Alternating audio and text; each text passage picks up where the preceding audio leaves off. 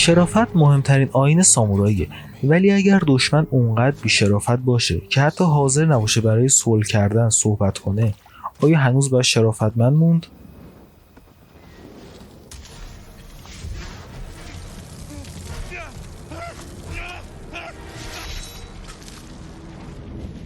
بازی دقیقاً دو نقطه شرافتمند بودن و زنده موندن رو جلوی هم قرار میده. جین ساکای خیلی زود میفهمه با پایبندی کامل به روش سامورایی ها نمیتونه جلوی مغول ها رو بگیره. برای همین تصمیم گرفت کارهایی بکنه که با اصول سامورایی فرق داشت، مثل کشتن مغول ها به صورت مخفی کاری یا مصون کردن دشمن ها. البته مخالفت شدید شیمورا عموی جین رو در طول بازی بارها و بارها میبینیم، اما جین مغول ها رو فقط در روی بی‌شرافتی مسموم نکرده بود.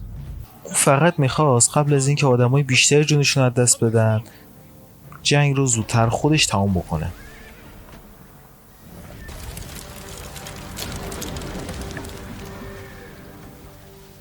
و همینجا اختلاف جین و شیمورا به اوج خودش میرسه، چون برای جین نجات مردم مهمتر از پایبندی به روش قدیمی بود، اما شیمورا کاملا با این موضوع مخالف بود و شرافت رو بالاترین چیز میدونست که با مخالفت شدید جین مواجه میشیم. No. We've lost too many. If you had listened to me. در نهایت جین دیگه خودش رو از خاندان شیمورا نمیدونه. I am not your son.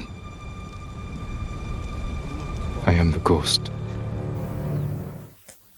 دقیقاً جذابیت بازی اونجاست که هیچ وقت بازی ما نمیگه 100% کار شیمورا درست بود که شرافت رو ترجیح میداد یا کار جین ساکای که جون آدمو براش ارزشمندتر بود، ولی ما اینو میدونیم که هیچ وقت جین ساکای در طول مسیرش بی شرافت نشد، فقط تعریفش از شرافت تغییر کرد.